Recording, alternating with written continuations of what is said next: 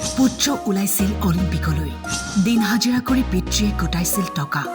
অৰ্শদ নদীমে স্তম্ভিত কৰিলে বিশ্বক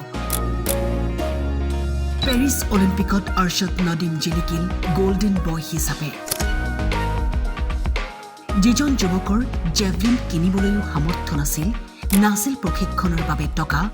পিতৃয়ে কষ্টোপাৰ্জিত ধনখিনি পুত্ৰৰ বাবে গোটাইছিল গাঁওবাসীয়ে অৰ্শদ নদীমক অলিম্পিকলৈ পঠিয়াবলৈ টকা সংগ্ৰহ কৰিছিল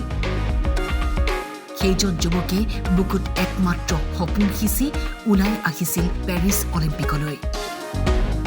আৰু সদৌ শেষত বিশ্ব দৰবাৰত জিলিকিল গোল্ডেন বয় অৰ্শদ নদীম পেৰিছ অলিম্পিকৰ জেভলিন থ্ৰোত ৰেকৰ্ড ভংগ কৰি অৰ্শদ নদীমে 92.97 মিটাৰ দূৰলৈ জেভলিন দলিয়াই আজৰি আনিলে স্বৰ্ণ পদক এই যাত্ৰাত ভাৰতৰ সুযোগ্য সন্তান নীৰজ চোপ্ৰাই এখোজ থমকি ৰল যদিও 89.45 মিটাৰ জেভলিন থ্ৰোৰে ৰূপৰ পদক লাভ কৰে এই বিশেষ ক্ষণত নীৰজে প্ৰকাশ কৰে আজি আমাৰ ৰাষ্ট্ৰীয় গান গুঞ্জৰিত নহল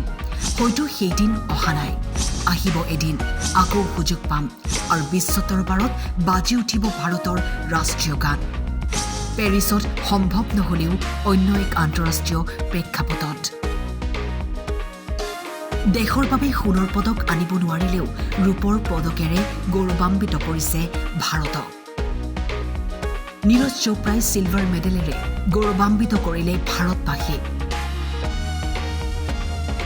ভাৰতৰ বাবে ৰূপৰ পদক আজৰি অনা নীৰজ চোপ্ৰালৈ আন্তৰিক অভিনন্দন নিউজ ডেস্ক